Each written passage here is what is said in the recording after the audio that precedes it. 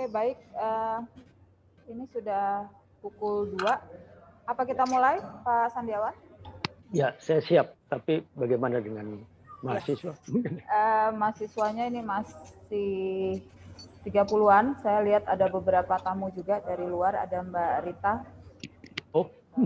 Saya lihat tadi ada Mbak Rita.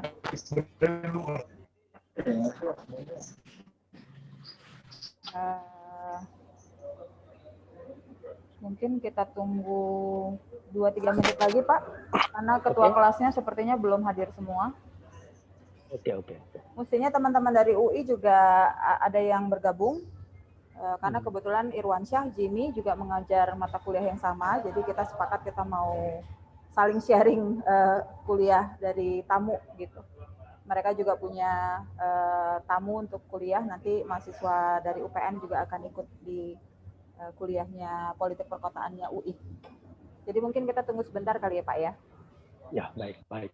Mohon izin merekam ya Pak. Ya, silakan. Teman-teman sekalian, guest, saya izin untuk merekam, untuk dokumentasi. Nanti kalau ada yang tertarik untuk melihat rekaman bisa request ke saya, dan untuk mahasiswa nanti akan ada di e-learning 4.0 ya.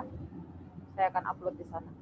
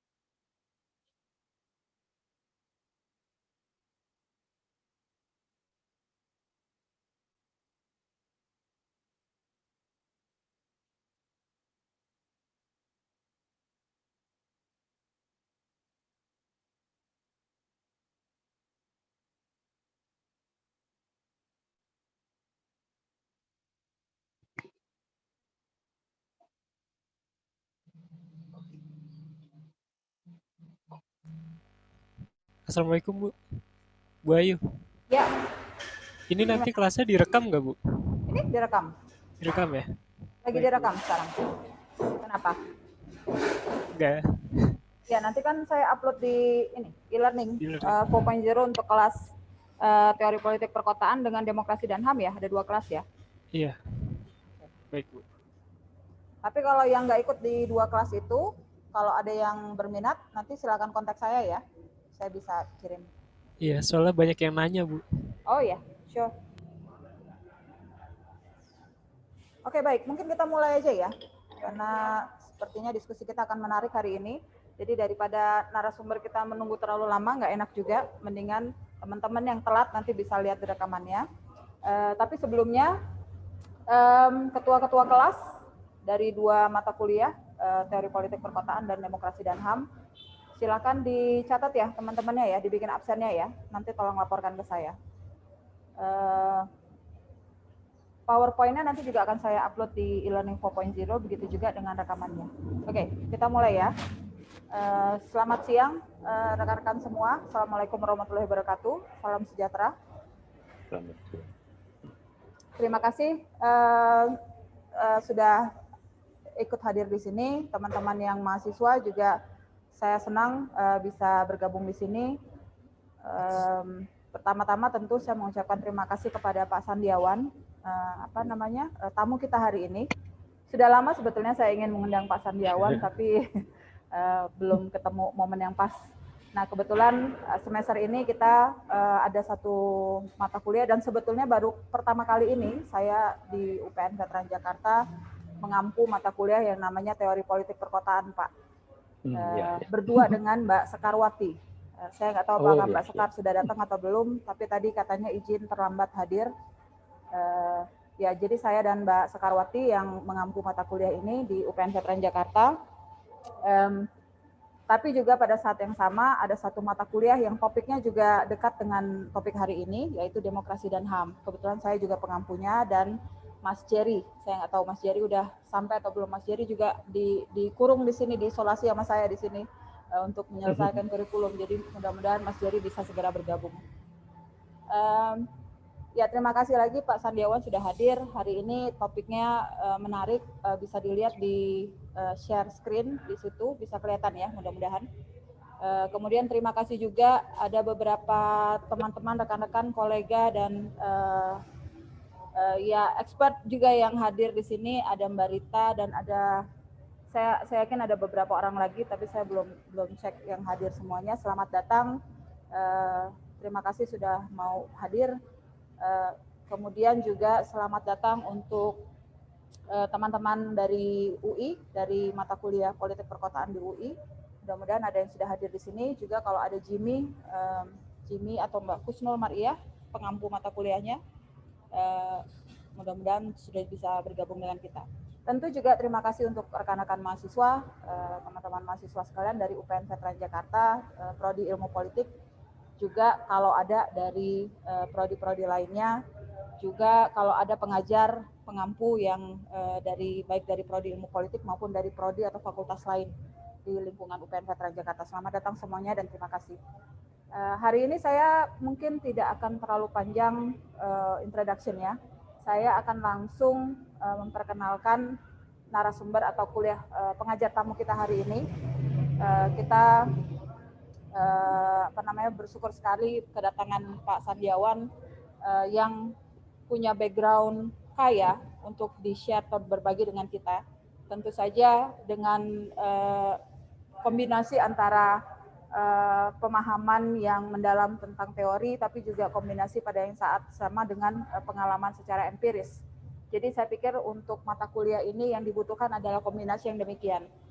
Rasanya kita sudah cukup terlalu jenuh ya kalau hanya berkutat pada teori, meskipun judul mata kuliah adalah teori politik perkotaan, tapi kalau kita tidak bisa merefleksikannya di tataran empiris, rasanya teori itu jadi kosong, tidak berbunyi gitu ya. Jadi kita harus bisa lihat juga dan merefleksikan secara real di tataran empiris. Saya hanya akan membacakan sedikit, CV-nya beliau panjang. Mohon maaf kalau nggak lengkap saya bacakan ya Pak Sandiawan. Disingkat saja Mbak. Ya, baik. Saya baca dari yang mungkin paling latest ya. Beliau adalah pendiri dan ketua Yayasan VWS dan Partner, advokat dan konsultan hukum, juga anggota Dewan Kehormatan Perhimpunan Advokat Indonesia, Rumah Bersama Pradi, RBA, kemudian anggota Dewan Penasihat Koalisi KKPK itu Koalisi Keadilan dan Pengungkapan Kebenaran ya. Kemudian pendiri dan direktur eksekutif Jaringan Relawan Kemanusiaan Indonesia JRKI tahun 2002 sampai hari ini. Beliau juga pernah menjadi anggota Dewan Juri Yaptiam Him Award untuk Pejuang HAM Indonesia tahun 2004-2008, juga anggota Dewan Penasihat Sekretariat Perburuhan Indonesia, pendamping paguyuban warga anti penggusuran atau PAWANG dari 2003 hingga sekarang, juga pernah menjadi pendamping tim advokasi buruh migran Indonesia. Dan yang tentu yang beliau terlibat intens adalah sebagai pendiri dan penanggung jawab Sanggar Ciliwung atau Ciliwungan Merdeka dari tahun 2000 hingga sekarang.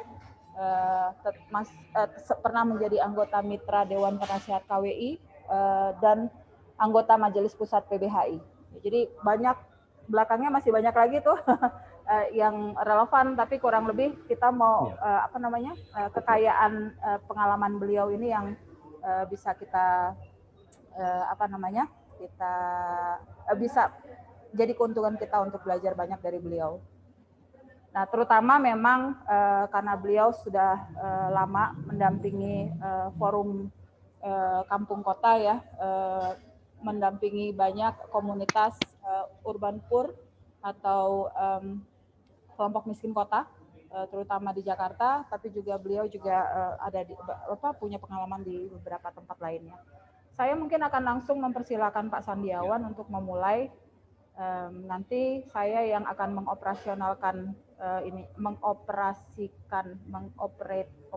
operating PowerPoint-nya, gitu. Ya. Silakan Pak Sandiawan. Baik, terima kasih. Wah, selamat siang menjelang sore eh, Ibu Ayu dan juga kawan-kawan lain, ada beberapa dosen, dan terutama para mahasiswa.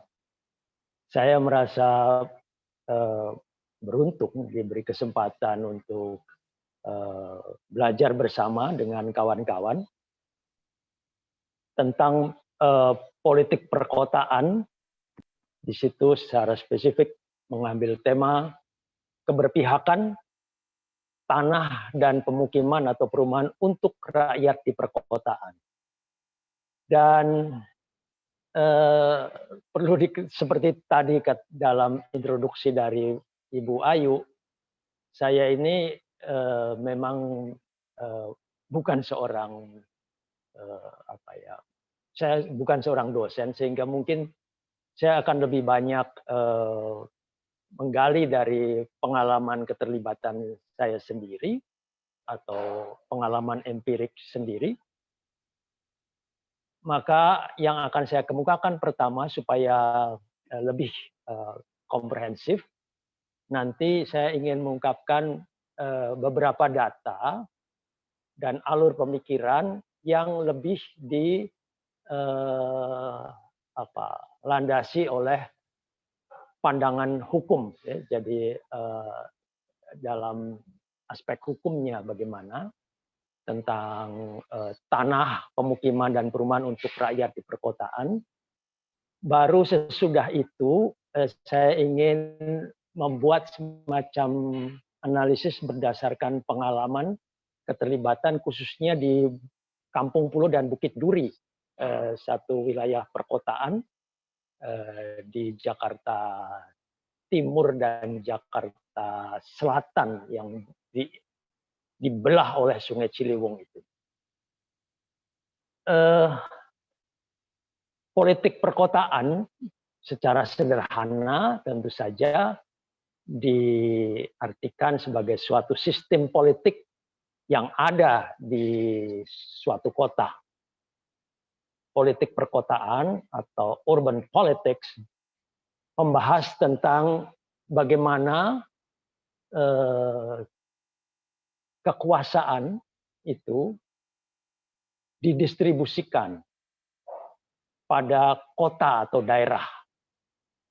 Nah, distribusi kekuasaan ini tentu saja berbeda-beda sesuai dengan konteksnya karena perbedaan konteks politik, gerakan sosial, dan kepemimpinannya.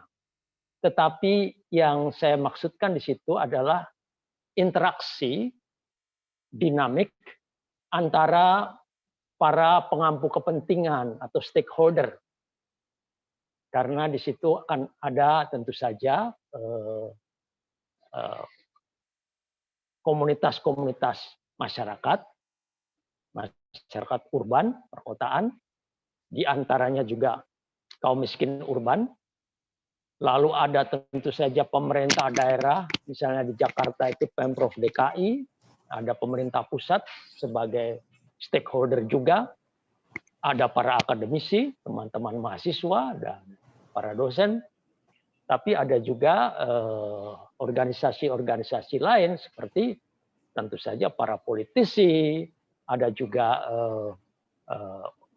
lembaga-lembaga agama, ada juga lembaga teknologis ya, jadi kekuasaan teknologi itu juga satu satuan kekuasaan yang sangat berpengaruh tentu saja. Dan tentu saja ada ya pasar begitu, di bagaimana secara ekonomi itu sangat menentukan. Nah, interaksi di antaranya itu yang ingin membentuk atau mengupayakan satu yang disebut masyarakat perkotaan yang tentu saja manusiawi, sejahtera, dan sebagainya. Kita mulai dengan apa yang sudah diungkapkan. Jadi pijakan kami atau kita itu sebetulnya sangat jelas bahwa kita itu berpijak pada pasal 33 ayat 3 Undang-Undang Dasar 1945 bahwa bumi, air, dan kekayaan alam yang terkandung di dalamnya dikuasai oleh negara dan dipergunakan untuk sebesar-besarnya demi kemakmuran rakyat. Ini sebetulnya satu rasa yang sangat kuat aspek sebagai satu undang-undang yang aspek sosialnya itu sangat dalam sebetulnya. Cuma kadang-kadang dimaknai bahwa kalau orang menyebut ini tanah negara gampang sekali klaim itu.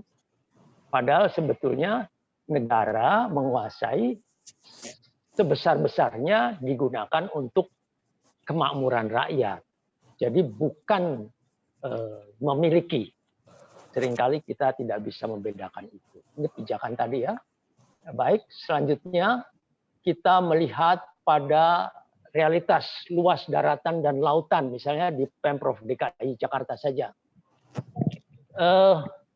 Wilayah teritorial Pemprov DKI sebagai ibu kota negara Republik Indonesia terdiri atas daratan seluas 662,33 km persegi.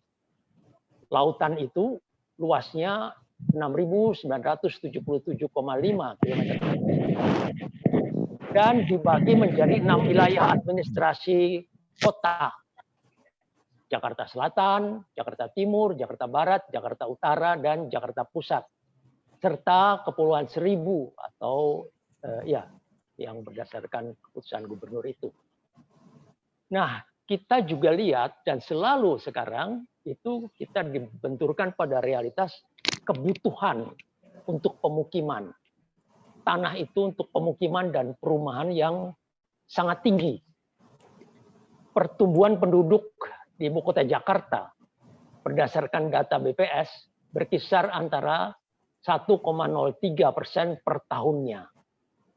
Dilihat dari kondisi existingnya, dengan luas wilayah 662,33 km persegi, seharusnya kota Jakarta sendiri hanya memiliki beban tampung yang ideal sekitar 6,5 jiwa. Tetapi saat ini jumlah warga di Jakarta sendiri sudah melebihi angka 13 juta jiwa. Dengan kondisi seperti ini, persentase pertumbuhan penduduk yang tinggi maupun tingkat migrasi menuju Jakarta yang sering disebut bonus demografi itu tinggi sekali. Maka dapat dikatakan kebutuhan warga DKI Jakarta akan pemukiman dan perumahan di masa depan itu sangat tinggi. Nah, problemnya adalah backlog ketersediaan tanah itu tidak mencukupi. Setiap tahunnya backlog di Indonesia semakin meningkat. Berdasarkan data yang dikeluarkan oleh Ditjen Penyediaan Perumahan Kementerian Pekerjaan Umum dan Perumahan Rakyat, ini tahun 2019, memang datanya belum diupdate lagi, tapi setidak-tidaknya dari sini nampak jumlah backlognya 7,6 juta unit untuk seluruh kebutuhan wilayah Indonesia. Nah, backlog di wilayah Jakarta sebagai ibu kota negara RI pada tahun 2015 tercatat 1,3 juta unit perumahan. Bila jumlah kebutuhan akan perumahan ini dibandingkan dengan ketersediaan tanah atau cadangan untuk perumahan di wilayah Jakarta saja dan sekitarnya itu 1.900 hektar. Tidak cukup untuk memenuhi kebutuhan akan perumahan. Nah, ada ketimpangan penguasaan lahan. Menurut data yang disampaikan oleh Ketua KBPII Pusat, yaitu Nasrullah, Pak Nasrullah, sekitar 74% tanah di seluruh Indonesia dikuasai oleh 0,2% penduduk Indonesia melalui kepemilikan perorangan, korporat, atau sekelompok orang. Indonesia memiliki kawasan hutan yang meliputi 63% dari daratan. Menteri Lingkungan Hidup dan Kehutanan menyampaikan ketimpangan antara penguasaan lahan oleh swasta dan masyarakat. Masyarakat hanya memiliki 4,14% di kawasan hutan. Ini untuk contoh saja. Kemudian teman-teman bisa melihat bagaimana monopoli dan asas sosialisme itu. Tindakan monopoli tanah oleh swasta itu jelas bertentangan dengan asas dasar dan hukum tanah pertanahan di Indonesia. Asas sosialisme Indonesia.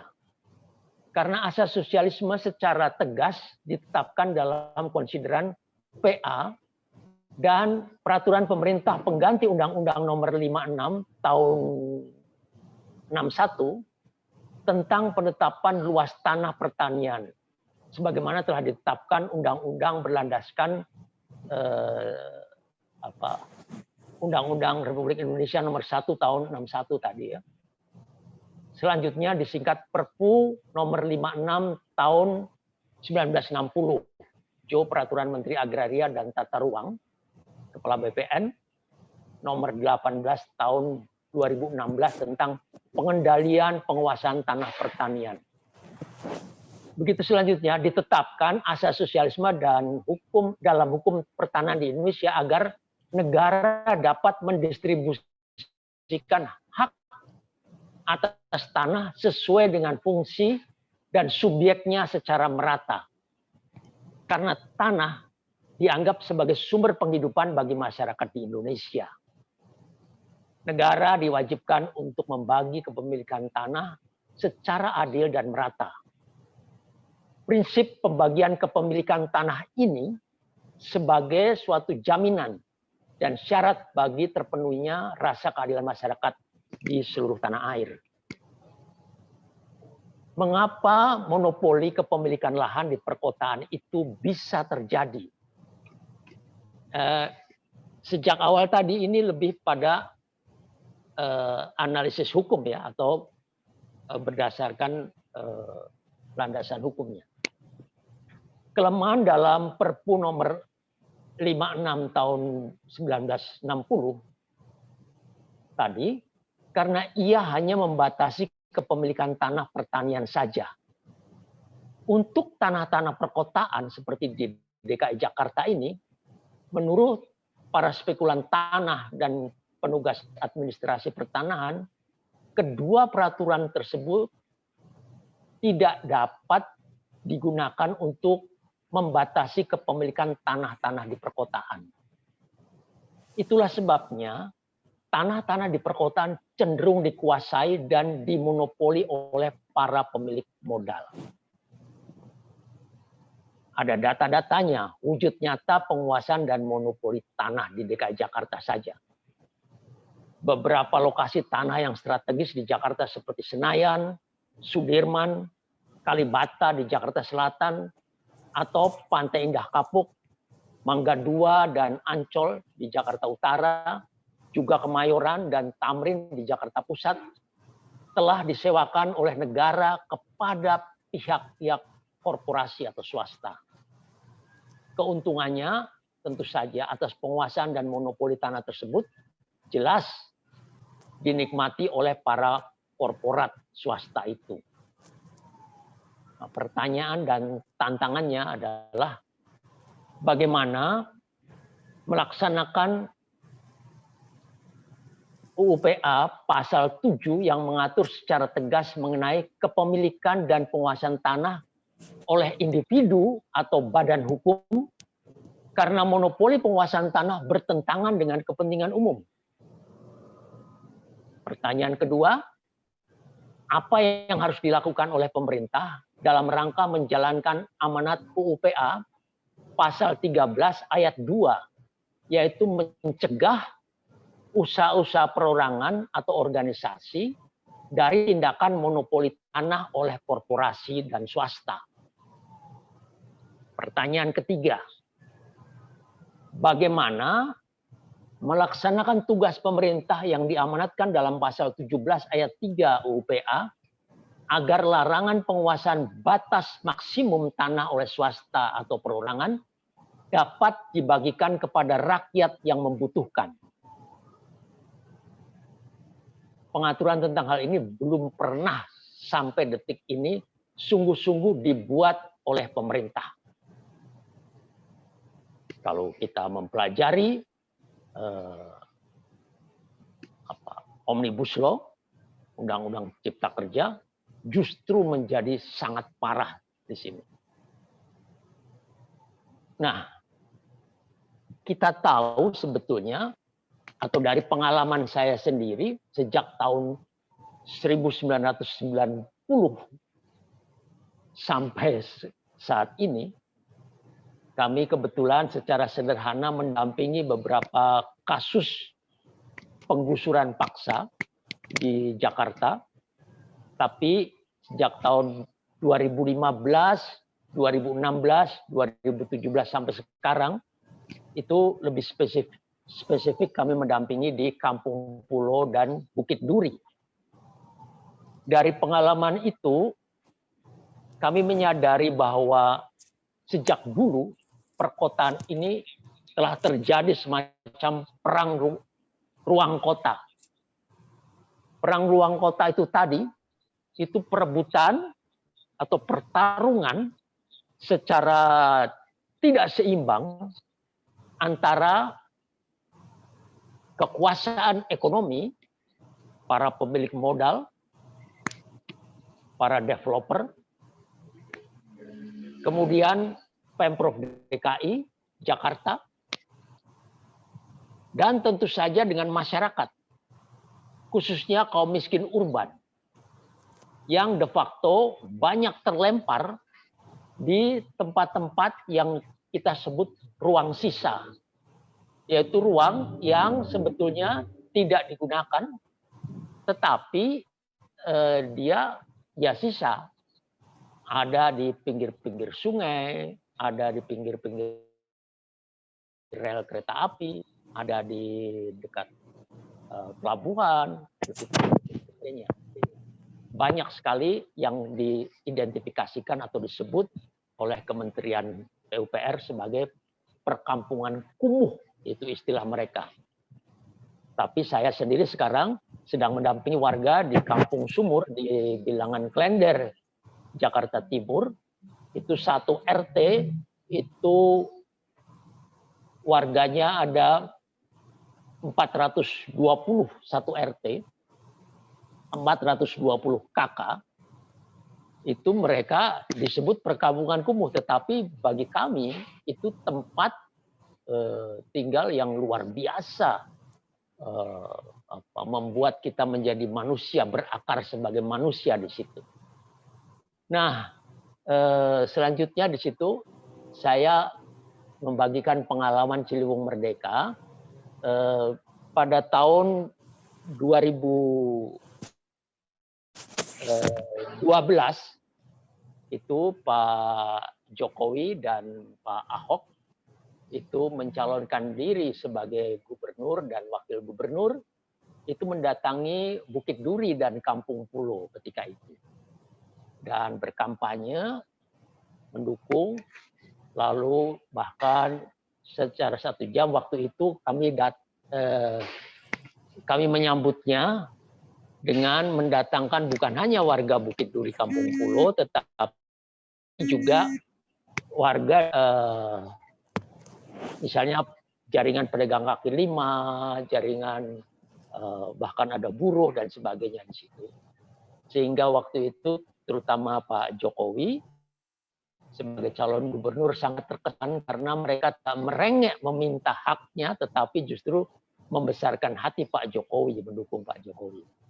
Nah, ketika itu Pak Jokowi berjanji akan membangun kampung-kampung seperti di Bukit Duri misalnya dan Kampung Pulo itu dengan yang disebut kampung deret. Gagasan itu sebetulnya kami usulkan, kami presentasikan selama 1 jam atas permintaan Pak Jokowi. Waktu itu dia bilang, karena dia sangat terkesan, dia bilang kalau saya terpilih sehari kemudian saya akan datang.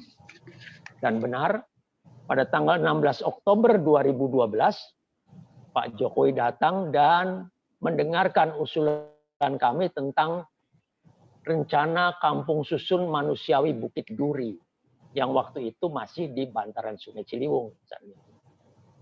Kampung susun itu berbeda dengan rusunawa, rumah susun sewa. Kampung susun itu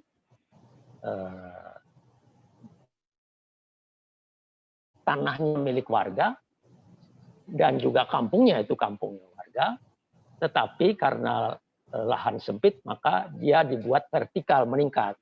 Bedanya dengan rusunawa, selain dia tidak menyewa, di situ juga ada ruang ekonomi. Kita bisa berusaha, ada semacam pasar atau kafe-kafe dan sebagainya. Kemudian ada ruang sosial, ada tempat untuk saresehan, tempat pertemuan, ada ruang eki untuk mengembangkan lingkungan hidup, bercocok tanam, menghidupkan. Kemudian ada juga ruang politik macam itu, dan ruang budaya tentu saja di situ ada. Ada berbagai macam kemungkinan yang sudah diusulkan. Nah, tetapi perlu diketahui sebelum kami mengusulkan itu, kami sudah lama sekali mengadakan apa yang dinamakan pemetaan. Pemetaan itu adalah pendataan juga. Itu pertama pemetaan di bidang di bidang geografi. Jadi kita mengukur, bahkan waktu itu kita dibantu oleh para akademisi, juga para arsitek yang disebut arsitek komunitas, arsitek-arsitek muda dari berbagai wilayah, dipimpin oleh 1-2 relawan arsitek tempat kami, dan juga dari forum kampung kota terutama. Tapi ada juga lawyer, ada bahkan saya punya kawan namanya John Taylor, dia dari Amerika, tetapi dia juga membangun satu NGO atau LSM tata ruang di Solo, namanya Solo Kota Kita. John Taylor mengajak 6-7 orang mahasiswa S2 dari Harvard University untuk membantu selama 2-3 bulan melakukan pemetaan di Kampung Pulo dan Bukit Duri itu. Tetapi yang kami tampilkan di sini ini pemetaan sebelum mereka datang, ini sudah kami buat. Jadi pemetaan geografi, kemudian pemetaan demografi atau kependudukannya. Dan yang ketiga, kami juga membuat peta sejarah kampung. Itu lebih pada antropologis ya. Peta sejarah kampung. Dan yang keempat, kami juga membuat peta ekonomi. Dilihat Bukit Duri dan Kampung Pulo sebagai satuan yang mempunyai social capital, modal di situ, yang berusaha dengan sektor informal luar biasa. Ada yang usahanya 30 tahun, sudah sejak 30 tahun.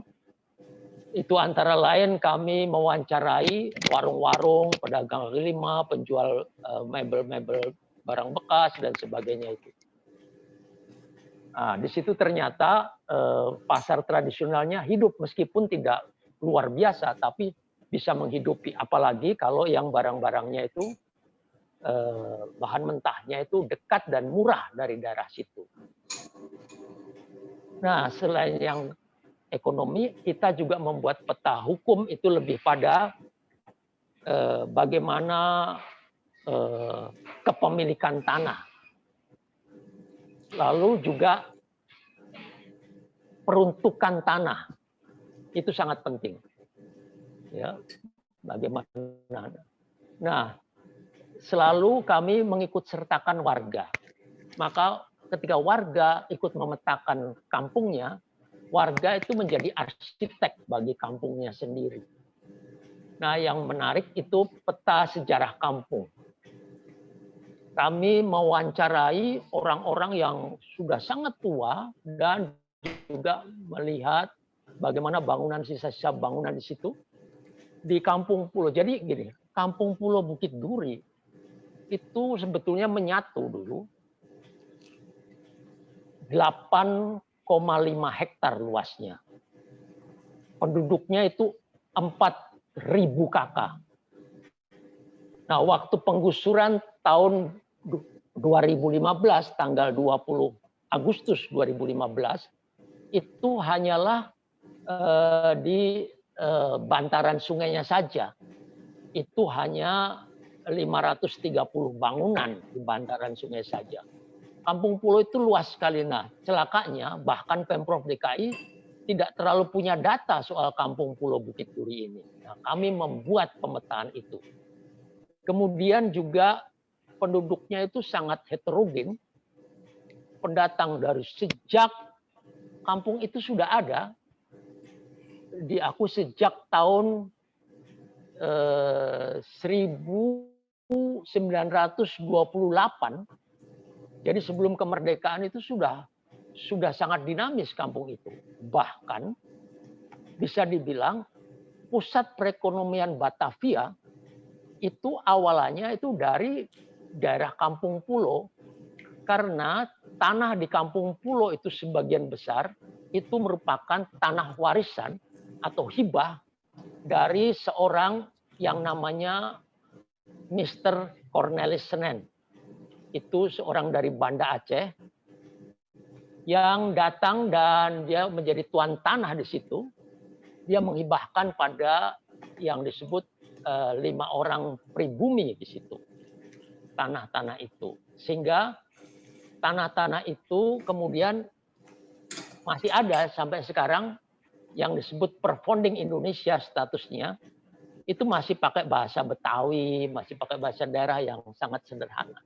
Itu kami temukan surat-surat yang sangat kuno di situ. Jadi surat-surat tanah itu kan ada berbagai macam ya, ada yang memang sudah sertifikat penuh melalui program Prona dan Larasita, tapi ada juga yang akte jual beli AJB, ada juga yang hanya girik begitu, dan ini tadi yang Perponding Indonesia itu tentu saja itu sebetulnya masuk hak, tetapi oleh para ahli hukum pertanahan, kepemilikan tanah atau legalitas kepemilikan itu bukan hanya yang status surat sertifikat penuh saja. Itu pun sebagai bukti seperti Perponding Indonesia, itu pun sebagai bukti kepemilikan tanah. Gitu. Nah, ada problem ketika itu pemerintah itu cenderung tidak melihat sejarah tanah itu sendiri. Padahal di situ, misalnya saja dilihat itu situs budaya, religi, dan tipologi arsitektur bangunan. Coba maju lagi atau mundur.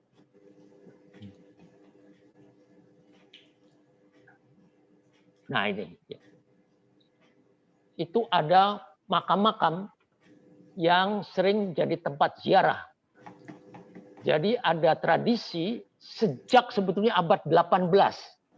Di Kampung Pulo itu kebiasaan untuk orang-orang yang berpengaruh, pemimpin agama dan sebagainya itu dimakamkan di dalam rumah.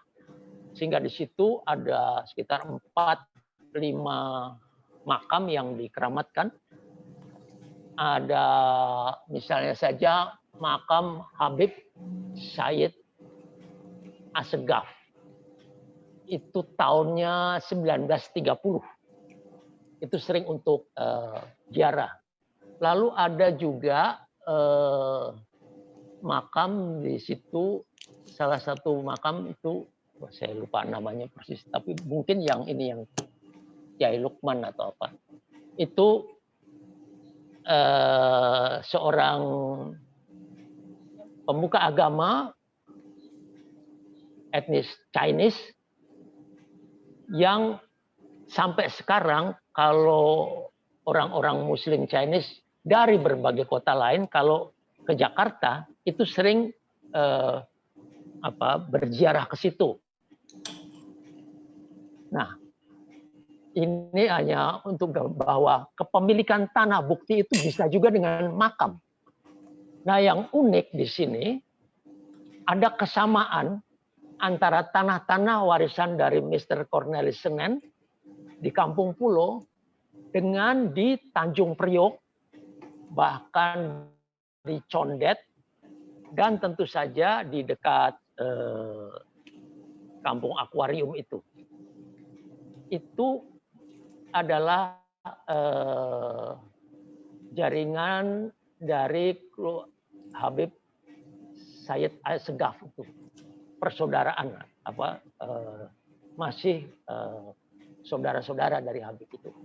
Itu kebanyakan adalah tanah warisan dari Mr. Cornelis. Nah, uniknya kenapa jadi pusat ekonomi, karena yang sekarang disebut Master itu adalah untuk menyebut Mr. Cornelis Senen. Dulu di situ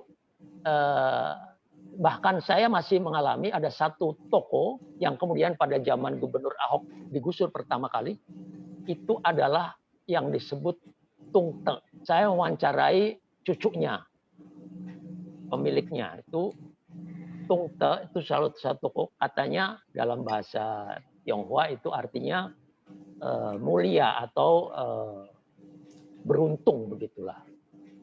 Nah, itu toko itu pusat kulakan beras di seluruh Batavia pada zaman itu. Dan juga di Mester atau Jatinegara Mester itu juga pusat opium di Batavia ketika itu. Jadi perdagangan orang-orang Belanda pun berbelanja di situ. Nah, lucunya toko yang namanya Tung Te itu, karena disebutnya oleh orang-orang Betawi maka disebut Tongtek. Nah, sampai sekarang kita temui jembatan Tongtek di jalan masuk ke arah Bukit Duri itu. Ini gambarannya, tapi bisa dilihat di situ beberapa penampilan dan juga rasio yang tadi bisa dijalankan terus itu, Mbak. Nah,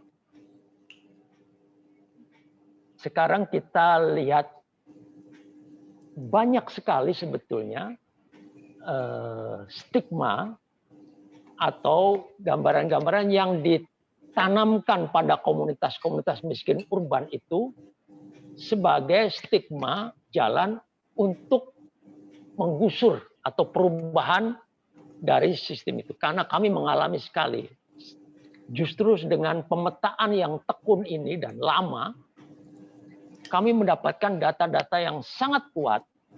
Itu sebabnya sebelum penggusuran terjadi pada tanggal 28 September tahun 2016 di Bukit Duri, itu kami sudah melakukan 2 gugatan. Gugatan PT-UN di Pengadilan Tinggi Tata Usaha Negara dan gugatan class action di Pengadilan Jakarta Pusat. Dan dua-duanya pada pengadilan tingkat pertama dan juga tingkat banding itu menang. Artinya kami mempunyai, ada misalnya 14 yang mempunyai sertifikat penuh dibuat dengan sistem PRONA, meskipun pembuatan sertifikatnya misalnya Ustadz Holili itu tanahnya lamanya itu 8 tahun. Biaya untuk sertifikasinya 8 juta rupiah. 30 juta rupiah. 8 tahun biayanya itu 30 juta rupiah. Itu mengerikan sekali sistem itu. Dan waktu itu diklaim bahwa karena itu tanah negara, maka itu kata gubernur waktu itu, maka tidak boleh diadakan jual beli. Maka yang melakukan itu akan ditangkap. Nah, celakanya sudah sejak dulu bertahun-tahun itu lurah, camat itu melakukan proses jual beli, ada tanda tangannya. sehingga kebingungan sendiri. Nah, ketika pembuktian-pembuktian di pengadilan, justru pemerintah, Pemprov DKI itu tidak mempunyai bukti kepemilikan tanah di situ. Sama sekali tidak, sementara warga punya. Nah, itu antara lain yang buat, belum lagi berdasarkan AMDAL, buku AMDAL yang tebal untuk bantaran sungai itu dikatakan tanah-tanah di bantaran sungai Ciliwung itu milik warga secara turun-temurun. Kalau pemerintah menghendaki untuk pembangunan sungai misalnya, maka boleh-boleh saja, tetapi harus diberikan ganti rugi sesuai harga pasar.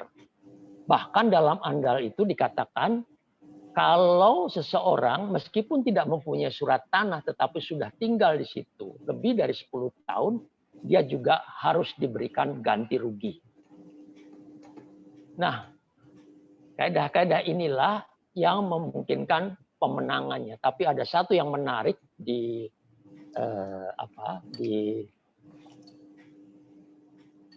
keputusan PT UN yang memenangkan warga Bukit Duri adalah bahwa bisa digerakkan terus itu, Ibu Ayu, terus saja ke bawah. Bahwa yang memenangkan Bukit Duri adalah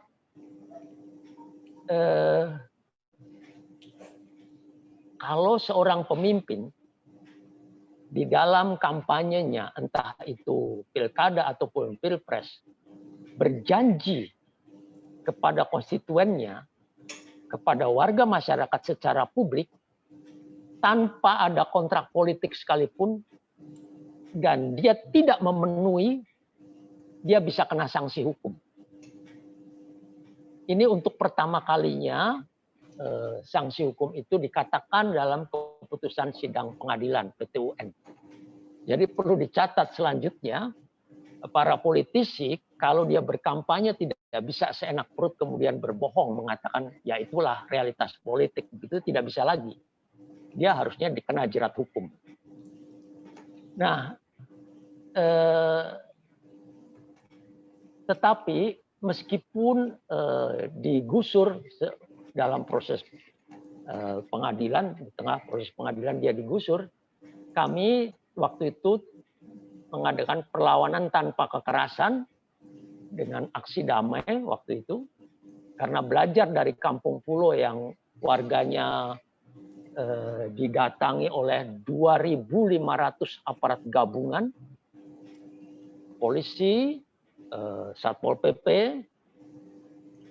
militer, tapi juga beberapa preman sipil ya.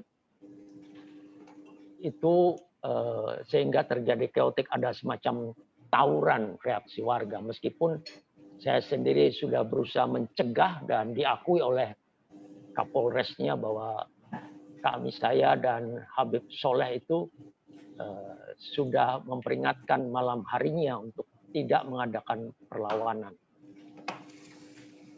Nah, ketika untuk Bukit Duri, kami justru memberikan bunga dan juga menyaksikan hanya dengan musik. Kita saksikan bagaimana rumah-rumah warga dirobohkan. Tetapi kami tidak mau merobohkan rumah-rumah kami sendiri. Kami dari pengalaman Kampung Pulo, karena begini, kalau kita merobohkan rumah kami, pemerintah tidak akan kasih ganti rugi. Nanti dia bilang, kan kamu sendiri yang merobohkan rumah kami, bukan kami. Dan selalu saja proses penggusuran itu pada awalnya selalu menggunakan undang-undang atau hukum menyangkut tata ruang atau lingkungan hidup dan sebagainya. Tetapi pada saat penggusuran, ketika surat perintah bongkar paksa itu turun, itu dasarnya adalah tibum, ketertiban umum. Bahwa warga tidak memiliki IMB. Jadi karena rumah-rumah itu tidak memiliki IMB. Padahal kalau kita tanya, berapa persen rumah-rumah di DKI Jakarta ini yang memiliki IMB? Tidak ada 50%. Dan yang lebih unik lagi, Bukit Duri digusur habis dan Kampung Pulo, tetapi tanah-tanah di Pantai Indah Kapuk, perumahan-perumahan yang dibangun, bahkan raperdanya saja belum ada. Termasuk juga IMB-nya. Tidak memiliki tentu saja. Tapi apa jawab gubernur ketika itu? Ketika itu dikatakan bahwa ini adalah aset. Maka tidak, ini adalah investasi. Maka harus dilindungi dan tidak digusur, tidak diperlakukan sama.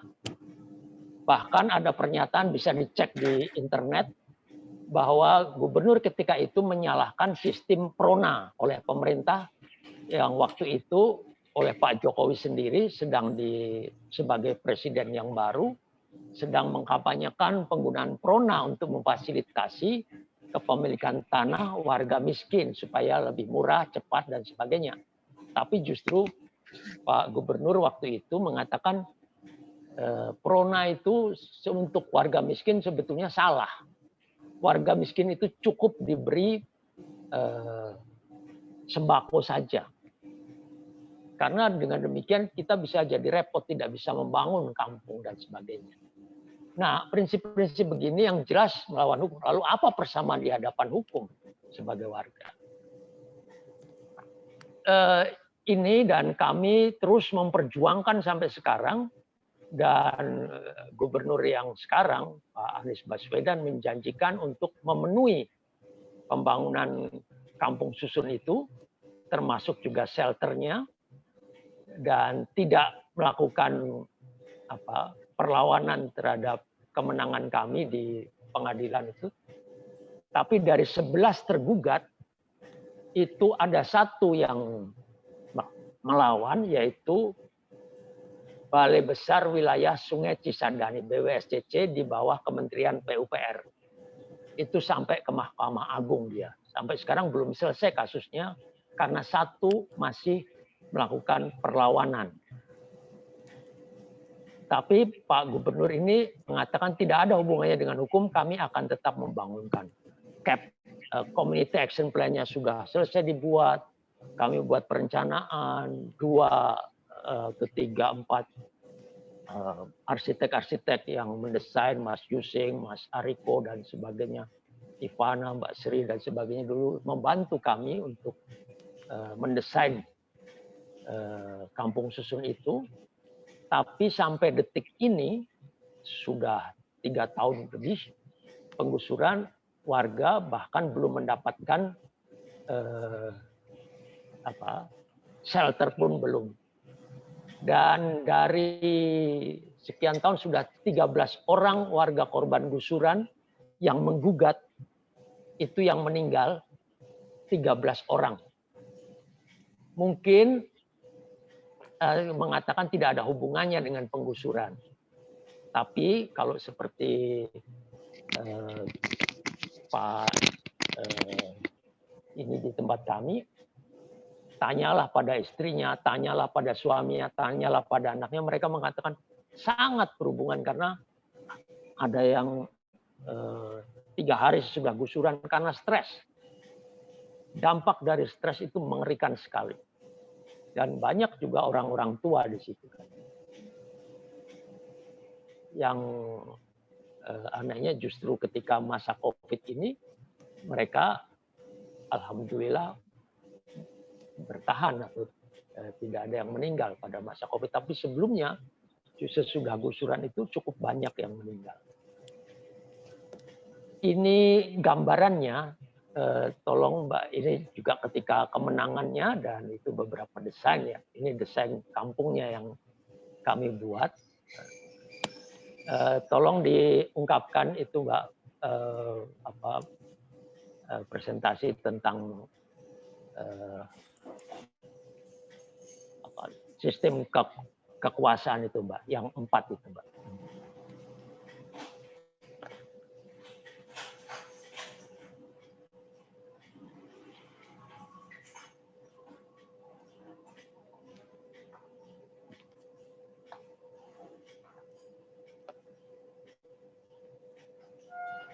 Yang ini Pak? Ya, yang satunya dari depan, dari depan. Oh, oke.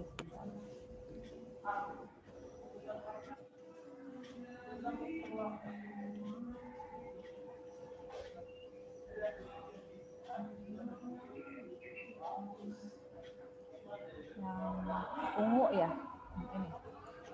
Ini. Kan ada 4. Yang ini? Ya, ya.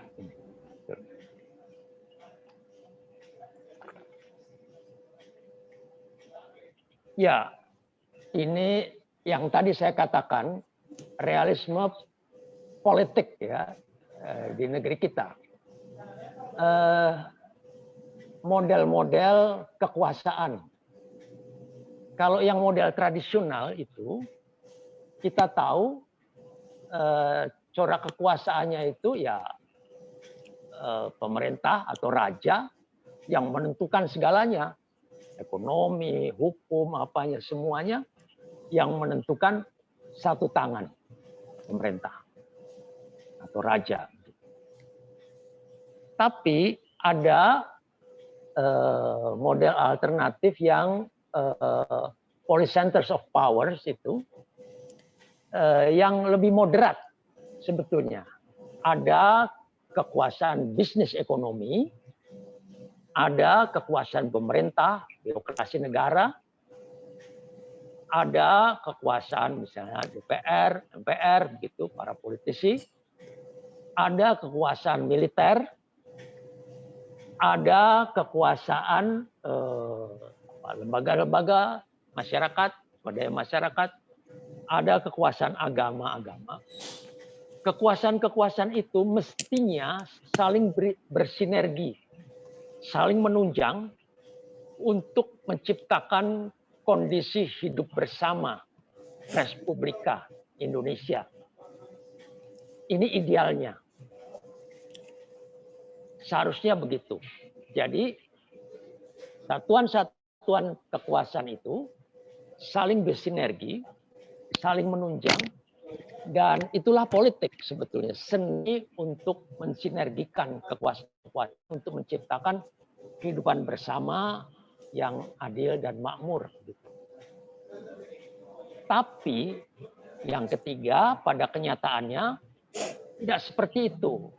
Kenyataannya kita ini menghadapi yang namanya model kekuasaan neoliberalisme, di mana kekuasaan bisnis ekonomi, para pemilik modal itu seperti menyandra kekuasaan pemerintah atau negara, birokrasi negara, menyandra kekuasaan DPR, MPR, politik, menyandra kekuasaan teknologi, televisi, media, semua jadi milik para konglomerat, dan juga menyandra apa yang dinamakan kekuasaan bahkan agama, lembaga-lembaga agama banyak sekali yang disandra oleh itu, yang digunakan untuk menentukan kondisi hidup bersama kita, masyarakat.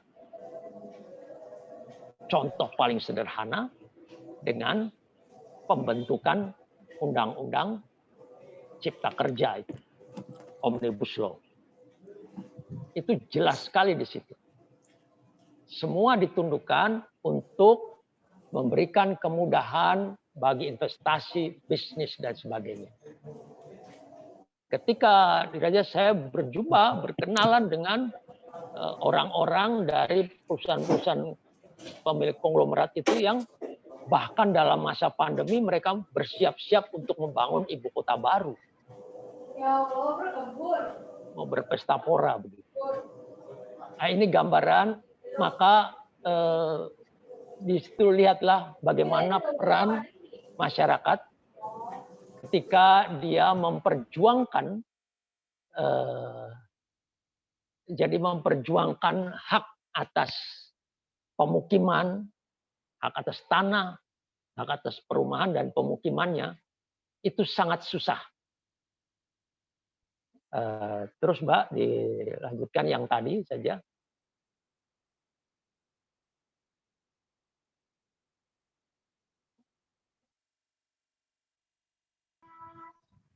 Ini sudah selesai sudah ini.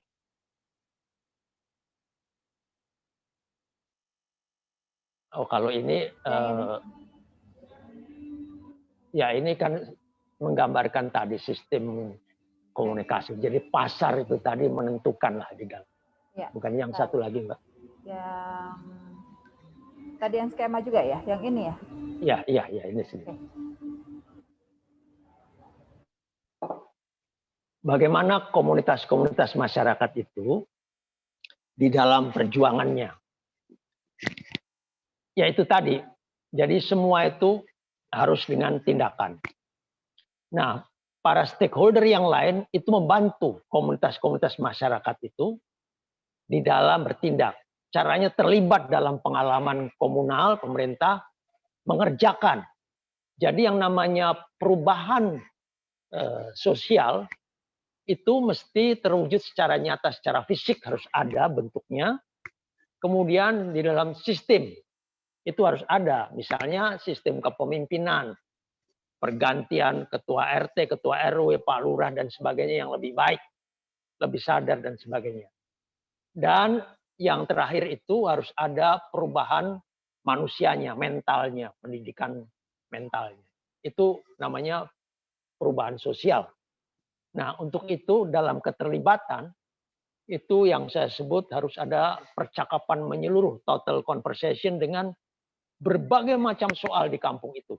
Dengan masalah air bersih, air minum, dengan masalah tanah, tata ruang, dengan masalah hukum, ancaman penggusuran, dia harus terlibat, dengan masalah kenaikan harga-harga kebutuhan pokok. Nah, itu yang disebut politik substansial yang sungguhnya. Yang berbeda dengan kalau para politisi itu kampanye itu namanya politik artifisial, politik permukaan, menjanjikan, mendagangkan suara itu dengan janji-janji politik yang gombal itu. Nah, harus terlibat di situ. Nah, keterlibatan itu kemudian dianalisis lah ya. Dilihat pokok keprihatinannya apa, sumber-sumber itu dianalisis. Itu kan nomor 2 gitu, analisisnya. Dan kita pertanyakan hasil temuan, kesimpulan-kesimpulan dari analisis itu, kita tanyakan pada hukum, pada hak asasi manusia, pada kesepakatan-kesepakatan bersama, dan sebagainya. Lalu juga belajar untuk mengekspresikan, mengelaborasi. Entah itu dalam bentuk pameran, pemetaan oleh warga seperti tadi ya, dipamerkan lalu kita diskusikan bersama, atau kita ungkapkan dalam bentuk teater rakyat. Gitu. Atau kita ungkapkan dalam bentuk tulisan. Dulu ibu-ibu di Bukit Duri pada zaman Pak SBY dulu, itu telah terjadi ledakan-ledakan tabung gas 3 kilo. Nah, yang paling menderita dan paling takut kena, karena kalau sampai terbakar, seluruh kampung bakal terbakar, ibu-ibu. Maka ibu-ibu rapat di gang sepanjang Bukit Duri itu, mengadakan rapat akbar begitu. Lalu beramai-ramai mereka menulis surat kepada presiden itu ketika tabung gas itu meledak-ledak di mana-mana untuk protes. Itu ekspresinya begitu, menulis surat ramai-ramai ke presiden misalnya. Dan dari ekspresi ini kemudian kita pertanyakan, nah ini kerjasama dengan para ahli, secara hukumnya bagaimana, secara ekonominya bagaimana, sosial, budaya, politiknya bagaimana, juga dari segi arsitektur, dari segi macam-macam gitu. Lalu buat perencanaan. Buat perencanaan, kemudian kita membuat langkah-langkah perwujudannya, solusi-solusi alternatif perwujudannya. Begitu, terlibat lagi, nanti muter lagi terus ke situ. Itu kalau solusinya, bagaimana caranya. Ya, saya kira sampai di sini dulu kawan-kawan mahasiswa dan para dosen, Ibu Ayu dan sebagainya. Terima kasih. Baik, terima kasih Pak Sandiawan. saya langsung saja mempersilahkan kepada rekan-rekan mahasiswa kalau ada yang mau mengelaborasi lebih lanjut pemaparan beliau, atau kalaupun ada yang mau berbagi informasi, mengklarifikasi, mengkoreksi, dan sebagainya. Ada di chat, ada beberapa ini, Antonio, ya saya rekam ya, ini nanti ada direkam, tadi seperti saya sampaikan di awal, kalau ada yang butuh rekaman bisa kontak ke saya, tapi khusus untuk mahasiswa UPN Veteran Jakarta, terutama 2 mata kuliah Teori Politik Perkotaan dan Demokrasi dan HAM, rekamannya akan di-upload di e-learning 4.0. Kemudian Sebentar, ada, ya, oh ya, kemudian ada komentar dari Tauran, respect untuk Romo Sandiawan, mohon izin bertanya, kalau tadi dijelaskan bahwa Pemprov, oh mungkin Pak Sandiawan sedang keluar dulu. Oke, sambil menunggu Pak Sandiawan kembali, silakan, ya, silakan di list yang mau bertanya ya. Ada Sekar, ada Ucup. Kemudian yang pertama saya kasih dulu ke Tauran. Saya membacakan dari Tauran. Pak Sandiawan, mohon izin bertanya, kalau tadi dijelaskan bahwa Pemprov DKI yang sekarang secara prinsip menerima putusan PT UN, tapi sampai sekarang shelter atau kampung susun belum dibangun, adakah informasi tentang alasan dari Pemprov kenapa belum juga merealisasikan? Itu dari Tauran Pak Sandiawan yang pertama. Setelah itu, ini mungkin direspon dulu Pak Sandiawan, setelah itu nanti ada beberapa rekan mahasiswa yang juga ingin bertanya. Terima kasih. Iya, sebenarnya kami sudah berusaha sekuat tenaga juga mengawal itu. Dengan mengikuti rapat, bahkan kami mengejar sampai ke Dinas Perumahan DKI, lalu juga dengan beberapa dinas di Pemprov DKI. Dulu ada problem dengan bahwa harus dibuat yang namanya Community Action Plan. Jadi gubernur ini mempunyai prinsip bahwa pembangunan itu harus partisipasi, itu merupakan hal yang sangat penting. Jadi bukan hanya slogan saja, maka ditetapkanlah partisipasi begitu. Kami diikut sertakan dan cukup baik. Pernah itu Community Action Plan dibuat, kami malah tidak tahu. Sudah selesai di Bukit Duri, baru kami tahu ketika ada warga yang cerita. Lalu kami beramai-ramai mendatangi kelurahan dan protes. Dan ternyata itu dikerjakan dengan Jakarta Konsultindo waktu itu yang membuat Community Action Plan, jadi perencanaan itu. Ternyata karena data-datanya itu adalah data di mana sekarang sesudah warga digusur. Warga yang tidak digusur, kependudukannya tidak diakui, yang sudah digusur, kependudukannya tidak diakui. Jadi bayangkan, sudah digusur, kita kehilangan kewarganegaraan. Nah itu kita protes berat. Dan luar biasanya waktu itu Gubernur Anies mengakui, lalu memanggil yang kontraktor itu dan juga menegur keras pihak pelaksana, lalu dilakukan proses ulang lagi. Dan waktu itu kita sudah menunjuk kemungkinan untuk dibangun yaitu di Wisma Ciliwung, juga di dekat Ciliwung tapi tidak di bantaran sungai. Ada tanah 1,5 hektar, 1,6 hektar yang kita harapkan dibeli oleh Pemprov DKI. Itu di dalam pengadilan class action, waktu dimenangkan, kan kalau hukum itu harus dinyatakan secara nominal. Setiap penggugat itu mendapatkan 200 juta. Tapi kami bersepakat untuk tidak menerima itu dalam bentuk uang, tapi menerimanya dalam bentuk kampung susun itu. Jadi katakanlah tanahnya gitu kami yang beli, tapi bangunannya dibangunkan oleh Pemprov DKI. Tapi dalam proses itu hampir 2 tahun di Wisma Ciliwung susah sekali karena memang ada resistensi juga dari beberapa birokrasi di Pemprov DKI. Beberapa birokrasi itu merasa belum ikhlas atas kemenangan warga, jadi belum menerima kemenangan warga, gugatan warga. Nah, kemudian dibuatlah perencanaan yang sudah konkret, semuanya sudah, dananya sudah ada, semuanya ada, tapi batal lagi. Yang terakhir lalu itu sebelum COVID-19 ini, itu untuk dibangunkan shelter. Sudah desain, sudah semua, sudah dana sudah ada. Waktu itu rencananya sesudah Lebaran akan dibangun. Tapi begitu menjelang Lebaran ada COVID.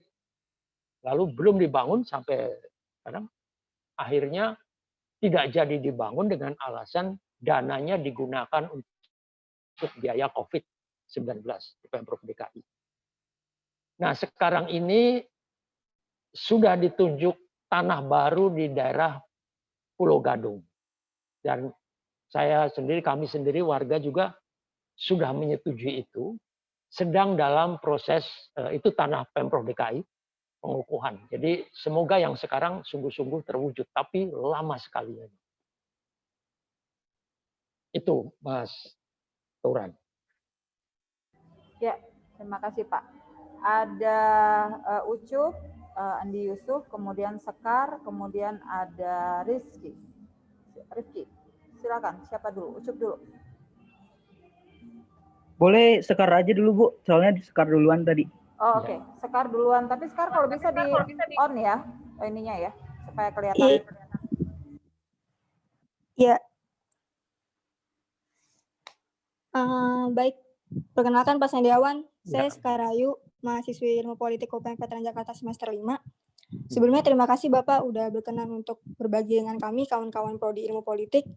Pemaparan yang sangat menarik Pak, kalau boleh saya tarik benang merahnya bahwa seharusnya tanah bisa menjadi komoditas sosial, di mana hal ini juga dapat mencegah adanya monopoli properti yang dapat mempengaruhi rencana pembangunan dan tata letak kota yang hanya mementingkan kepentingan korporasi saja. Sementara masyarakat kelas bawah pada akhirnya terancam penggusuran di sana-sini seperti yang Bapak tadi bilang. Padahal kita sebagai masyarakat kota juga memiliki hak atas kota, yaitu salah satunya hak untuk hidup dengan layak dan bermartabat. Nah mungkin oleh karenanya pertanyaan saya berhubungan Pak Sandiawan juga memiliki background hukum. Apakah memungkinkan investasi properti dijadikan kegiatan yang ilegal? Sama halnya dengan menimbun bahan pokok, papan atau rumah, itu juga termasuk kebutuhan primer. Itu saja, mohon dijawab dan diluruskan kalau ada yang salah. Terima kasih Pak Sandiawan, selamat sore. Terima kasih. Pak Sandiawan mau langsung respon atau mau ambil yang lain dulu? Coba ambil yang lain dulu, coba. Oh iya, baik. Ucup, silakan. Siap, Ibu. Selamat siang menjelang sore untuk semua rekan-rekan yang hadir. Terima kasih juga untuk Pak Sandiawan. Respect untuk Bapak yang terus berjuang untuk membela kebenaran di atas ketidakadilan di negeri ini, terutama di ibu kota negara ini. Terus juga terima kasih untuk program studi ilmu politik yang sudah menyediakan ruang diskusi untuk kita untuk membahas permasalahan kota ini. Terus berfokus kepada pertanyaan saya tentang urban renewal, Pak. Urban renewal yang diajukan oleh Pak Anies. Ini kan konsep di mana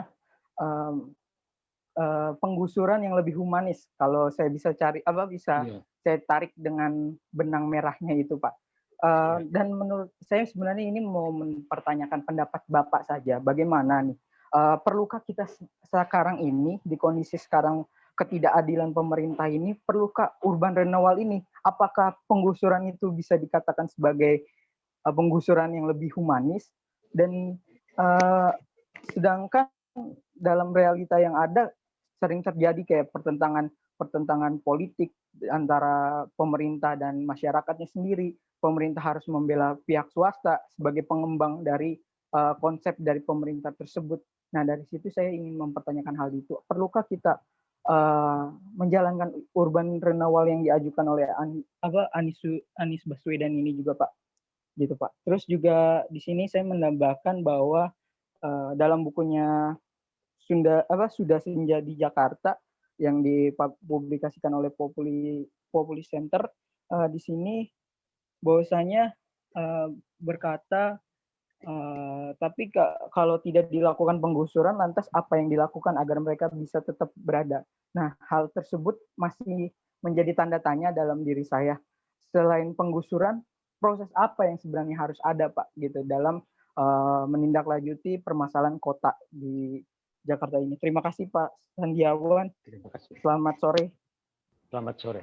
Ya, mungkin 2 itu dulu ya Pak ya, lumayan banyak tadi soalnya. Iya, betul. Rizky nanti menunggu ya. Ya, baik. Baik, terima kasih Mbak Sekar ya yang pertama tadi. Apakah dimungkinkan dalam sistem hukum di Indonesia ini kalau sekarang ini kalau ada ya developer begitu atau para pemilik modal itu menggunakan properti untuk menumpuk harta kekayaannya sementara realitas di masyarakat yang miskin masih membutuhkan tanah dan perumahan masih luar biasa banyaknya. Sebenarnya jelas ada dalam sistem hukum yang tadi dikatakan tidak pernah dibenarkan lah sistem monopoli tanah oleh swasta itu jelas bertentangan dengan asas sosialisme di Indonesia ini. Undang-undang ini agraria itu peraturan pemerintah pengganti undang-undang itu nomor 56 tahun 61 itu jelas sekali di situ bahwa negara itu harus mendistribusikan hak atas tanah sesuai dengan fungsi dan subjeknya secara merata. Negara diwajibkan untuk membagi kepemilikan tanah secara adil. Jadi pihak negara, pihak birokrasi negara yang harusnya mengatur, bukan pihak swasta pemilik modal itu sendiri yang menentukan. Maka celaka sekali kalau justru pemerintah atau Pemprov DKI sudah banyak sekali gubernur yang lalu-lalu itu justru menyewakan atau menjual tanahnya dengan sangat murah, terlalu murah kepada para developer pemilik, sehingga ada penguasaan tanah. Ya, lihat sajalah di Pulau Reklamasi itu penguasaan itu tanah negara itu, tapi bisa dikuasai oleh swasta begitu rupa. Nah, problem-problem seperti ini memang tidak bisa dibenarkan, tapi de facto itu ada. Justru inilah yang menjadi masalah besar. Nah, tidak pernah dibenarkan secara hukum, itu tidak pernah dibenarkan, tapi de facto memang antara realitas sosial politik dengan idealisme hukum itu bisa bertolak belakang. Sebetulnya hukum kita itu ini sosialnya itu cukup kuat, tapi de facto-nya dalam perkembangan, maksud saya Undang-Undang Dasar 1945 itu sangat kuat pembelaan bahkan di dalam Pancasila kan kemanusiaan yang adil dan beradab itu sudah mengatakan banyak hal di situ.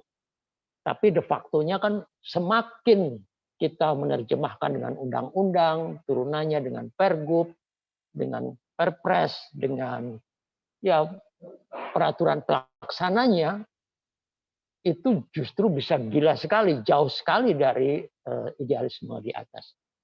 Nah, caranya bagaimana? Tadi Mas Ucup misalnya itu bertanya tentang urban renewal yang dijalankan oleh Pak Anies Baswedan. Memang satu pembeda di sini dari dulu itu begini. Pada tanggal 24 Juli tahun 2015, saya bersama dengan teman-teman Forum Kampung Kota pernah bertemu dengan Gubernur Basuki Cahayapurnama di Balai Kota. Kita mengajukan desain kampung susun untuk kampung pulau yang besar sekali. Dahsyat sekali karena itu juga pernah dipresentasikan di pertemuan para arsitek di Asia gitu. Pak Gubernur kagum sekali setelah mendengar pemaparan dari banyak orang, karena kami membagi-bagi, ada yang arsitek bercerita dari situ, yang ahli hukum mengungkapkan dari pemaparan dasar hukumnya, yang ahli sosial untuk partisipasi khusus untuk pengorganisasian masyarakat, dia mengungkapkan bagaimana cara kerjanya, solusi-solusinya. Pak Gubernur waktu itu menyetujui dan mengatakan begini, baik kalau begitu tanah-tanah di kampung pulau itu akan dibeli. Yang punya sertifikat penuh akan diganti 150%. Yang punyanya hanya Perfounding Indonesia atau itu hanya akan diganti 120%. Nah, yang tidak punya surat tetapi punya punya bukti kepemilikan, punya saksi kepemilikan, misalnya suratnya karena terbakar atau kena banjir gitu, itu akan diganti 90%.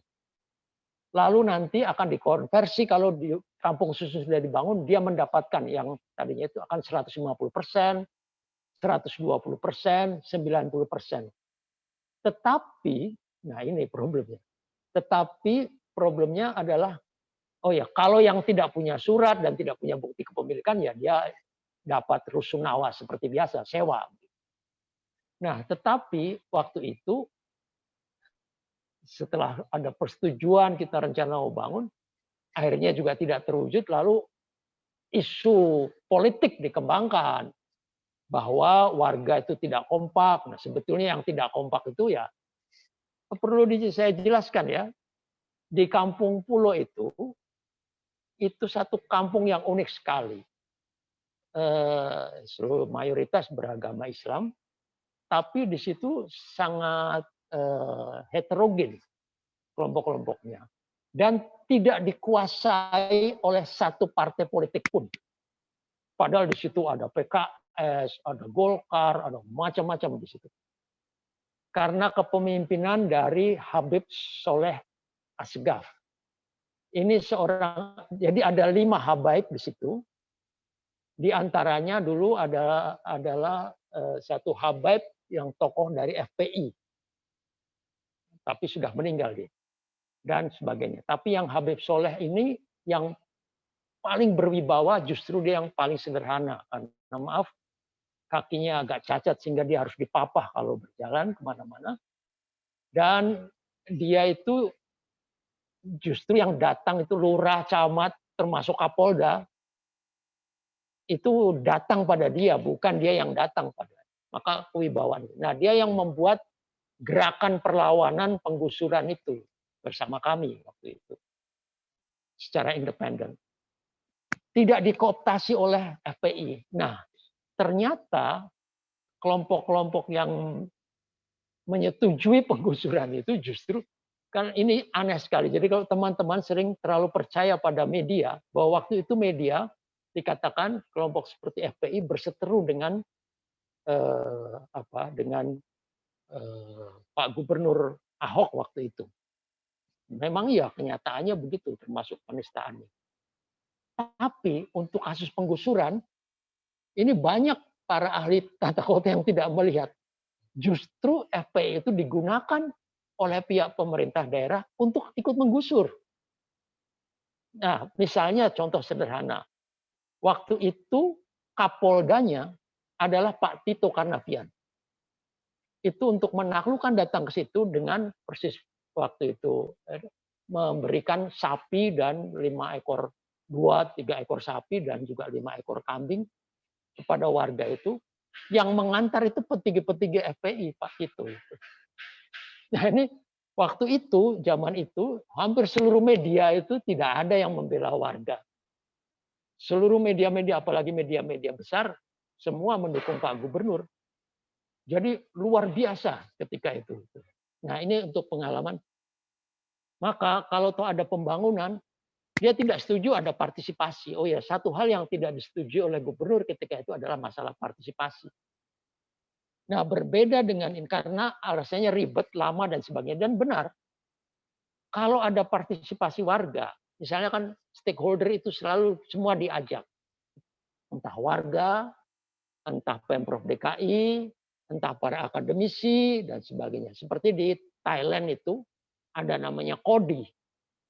Organisasi itu gabungan dari Kementerian Sosial itu isinya adalah warga, perwakilan komunitas warga, akademisi, dan juga pemerintah. Itu bekerja sama. Tapi di sini tidak berlaku ketika itu. Nah, sekarang katanya Pak Anies ini sudah mulai menggunakan itu. Banyak teman-teman dari UPC, dari apa Dukcapil itu bekerja sama dengan Pemprov DKI. Pakai prinsip partisipasi. Itu sebabnya dia harus pakai CAP. Dan CAP itu resmi ya. Jadi harus ada pemetaan, investigasi ini itu yang seperti saya ceritakan tadi. Data-data itu harus lengkap. Kemudian ada desain alternatifnya. Baru disetujui oleh Dinas Perumahan begitu. Dan gubernur sendiri tentu saja baru dibangun. Pasti lama dan lebih mahal memang nampaknya. Sebetulnya kalau lebih mahal tidak. Cuma bedanya kalau yang dulu bahkan tidak dibangun dengan APBD. Jadi dibangunnya dengan dana non budgeter, yaitu dana tanggung jawab pengembang reklamasi yang 15% itu untuk membangun kampung. Jadi tidak ada. Nah, problemnya adalah dana non budgeter itu kan tidak ada pertanggungjawaban publiknya. Tidak ada yang bisa memonitor itu. Nah, sekarang Pak Gubernur mencoba menggunakan itu. Pasti lebih ribet, lebih sulit. Tapi menurut saya secara instinktif, harusnya tidak seribet itu kalau birokrasinya kompak. Memang tidak mudah. Birokrasi ada yang orang lama di situ bercokol cukup lama dengan pandangan yang tetap seperti dulu. Nah ini yang susah sekali. Jadi tidak segampang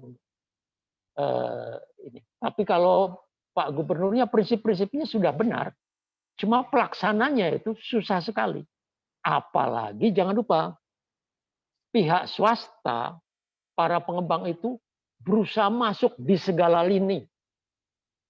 Hampir di semua dinas itu ada dari pihak pengembang yang ingin masuk.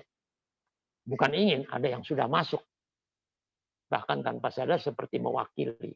Nah problem-problem begini itu ada di semua birokrasi di seluruh negeri kita. Itu susah sekali di situ. Memilahnya susah sekali. Saya melihat sendiri dengan mata kepala sendiri. Dan mengalami sendiri. Bagaimana yang sudah diputuskan ternyata terang-terangan di bawah dilawan. Itu beberapa kali.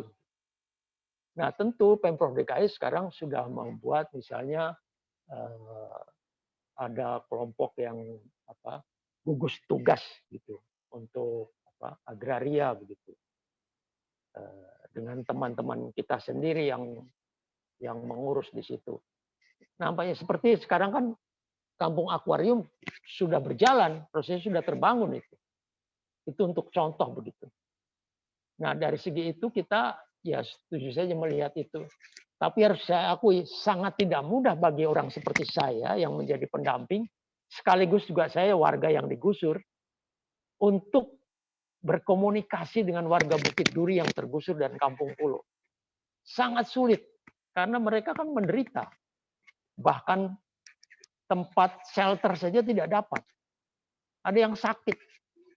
Hampir seminggu sekali minimal, kami mendapatkan pengaduan dan berat sekali. Pada 2 tahun pertama, bahkan LSM kami itu membiayai. Itu di luar dari izin lembaga donor. Kami mendanai untuk selama 1,5 tahun. untuk sewa bagi mereka yang tergusur. Itu banyak. Artinya kami para pekerja di Ciliwung Merdeka harus memotong gaji kami untuk membiayai warga yang harus sewa itu. Jadi sangat tidak mudah dalam praktek. Betul, sistem partisipasi itu tidak. Bahkan ketika kami menang di pengadilan, sudah ada yang mengatakan, kalau Bukit Duri dipenuhi, nanti kampung-kampung lain juga akan menuntut yang sama bagaimana. Nah, kata-kata itu berulang-ulang saya dengar. Lah saya bilang itu hak mereka. Dan kami membela tidak hanya asal membela. Ada bukti hukum dan terbukti di pengadilan menang. Apa perbedaan haknya? Jadi memang secara hukum, undang-undang semua terlindungi untuk hak atas pemukiman, perumahan, dan sebagainya. Tapi dalam praktek, perlakuan itu, diskriminasi itu terus ada. Terima kasih. Oke, giliran yang berikut adalah Rifki. Silakan Rifki. Iya, pertama-tama selamat sore untuk teman-teman semuanya, terutama juga untuk Pak Sandi dan juga Bu Ayu. Pertanyaan saya tadi juga sebenarnya agak sedikit berkaitan sama pertanyaannya Andi, pertanyaannya Ucup tadi, yang bagaimana tentang urban renewal atau pembaharuan kota, terutama yang saya ingat dulu itu janji kampanyenya Ahok pada masa itu, dia ingin membuat Jakarta baru, yang dimana Jakarta yang tidak hanya layak huniannya tetapi juga manusiawi. Cuman memang pada kenyataannya dengan salah satu kasusnya ini penggusuran yang memberikan dampak jangka panjang lainnya, yang seperti misalnya kayak beberapa masyarakat kehilangan penghidupan ekonomiannya, mata pencahariannya gitu. Itu kan memberikan dampak yang lain juga, yang artinya di mana pemerintah Provinsi DKI Jakarta waktu itu, bahkan bisa dibilang mungkin sampai saat ini saya juga tidak begitu tahu gimana program kedepannya tentang urban renewal ini, di mana di Provinsi DKI Jakarta tidak memberikan dampak yang positif yang jangka panjang gitu untuk masyarakat, terutama bagi yang terdampak penggusuran ini dari urban renewal ini, yang apakah memang perlu atau tidak gitu. Dan kalau dari saya tangkap tadi dari penjelasan Pak Sandi itu, yang bagaimana Pak Sandi bersama teman-teman dari Forum Kampung Kota membuat sebuah mapping tentang bagaimana seharusnya warga-warga yang di bantaran Ciliwung itu diperbaiki tempat tinggalnya, direlokasi atau di sebagaimanapun itu, tadi juga dipetakan kehidupan ekonomi masyarakatnya, aspek religiusnya, dan yang lain-lainnya itu. Tetapi kalau misalnya dari pemerintah provinsinya itu tidak membuat mappingnya sendiri juga, apakah akan terjadi sinergitas yang baik antara pemerintah bersama dengan organisasi-organisasi non-pemerintahan seperti Forum Kampung Kota yang Pak Sandi dan teman-teman pimpin ini gitu. Kalau dari pertanyaan saya, itu Pak. Terima kasih. Selamat sore. Ya. Terima kasih Rifki. Silakan Pak Sandi. Ya, Mas Rizky, terima kasih pertanyaannya, mengingatkan. Sebetulnya justru Pak Anies itu berusaha menghubungkan itu. Itu sebabnya di Pemprov DKI sekarang itu ada yang namanya gugus tugas reforma agraria. Itu mengundang perwakilan komunitas warga untuk bertemu dan berembuk bersama di dalam membuat perencanaan yang namanya CAP itu, Community Action Plan itu, bersama dengan pihak dinas perumahan, bahkan ada keuangan, ada dinas sosial, ada macam-macam di situ dipertemukan, sehingga perencanaan itu Pemprov juga membuat. Nah, problemnya memang perencanaan di atas kertas seringkali kan begini. Birokrasi itu kadang-kadang mengatakan seperti kalau misalnya orang Medan, ini Medan loh Bung, artinya kita loh yang menguasai di bidang ini. Waktu pertemuan ya bilang baik-baik, tapi nanti ketika jalan, berjalan sendiri-sendiri. Nah yang seperti itu masih ada. Tapi memang saya juga ingat tadi Mas Rizky mengingatkan janji urban renewal pada zaman pemerintahan, bahkan pada zaman Pak Jokowi, Pak Ahok itu menjanjikan akan membangun 27 kampung deret. 27 kampung deret. Ideal sekali waktu itu dibuat spesialisasi usaha-usahanya apa. Kampung deret ini usahanya apa. Udah itu sudah dibuat perencanaan begitu. Apakah satu saja sudah ada yang terwujud? Kan belum. Seandainya itu terwujud, itu akan menjadi acuan atau contoh yang bisa dicontoh di kota-kota lain sebetulnya. Nah, problemnya sekarang itu takut sekali membuat percontohan. Nah, Gubernur Anies nampaknya ingin membuat percontohan seperti kampung akuarium ini, percontohan. Dan mungkin nanti sesudah ini Bukit Duri yang di sana, kampung Bukit Duri manusiawi. Konsep tentang kampung susun itu sudah lama saya sendiri yang substansinya yang mengembang-kembangkan, tapi dibantu oleh teman-teman dari berbagai aspek. Sekarang masih bergulir terus, terutama ya Rujak itu, center itu terus mengembangkan terus. Tapi menjadi sulit sekali kalau tidak ada yang disebut political will atau kemauan politik memang untuk melakukan itu, melakukan terobosan. Justru yang dilakukan terobosan itu justru malah menjauhkan dari terobosan-terobosan seperti Omnibus Law ini, justru menjauhkan dari ideal itu bahwa ada kampung. Dan semakin substantif, makin lama kalau mau makin berakar, sifatnya itu kepemilikan itu komunal. Kalau teman-teman ingat, ada seorang bankir dari Amerika Latin yang Hernando de Soto dulu mengatakan kenapa kaum miskin, terutama di perkotaan atau apa sektor informal itu miskin, karena dia tidak mempunyai legalitas kepemilikannya. Jadi tidak ada legalisasi surat-surat tanahnya, kepemilikannya. Kepemilikannya itu informal, maka gampang digusur dan sebagainya. Itu penyebab dia tidak punya apa-apa. Lalu dia memperjuangkan legalisasi. Nah, nampaknya ini Pak Presiden ini dengan bagi-bagi sertifikat itu seperti itu, legalisasi. Tapi kritik terhadap Hernando de Soto itu adalah legalisasi saja tidak cukup. Karena de facto-nya kan juga banyak nih. Bukit Duri, Kampung Pulau punya sertifikat tanah, tetap digusur. Maka yang terjadi selanjutnya adalah harus ada kepemilikan de facto. Jadi tidak cukup de jure, harus ada de facto. Kalau hanya de jure, ternyata tidak cukup.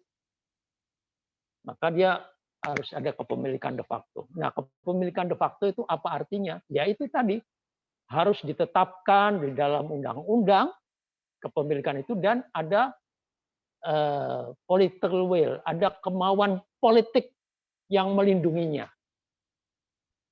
Negara, pemerintah itu harus mengutamakan. Jadi ada istilahnya preferential option for the poor.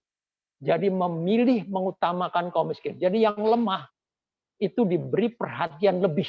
Seperti kalau di dalam keluarga ada yang sakit itu diberi perhatian lebih. Yang lain tidak boleh iri karena kamu sudah lebih enak. Begitu.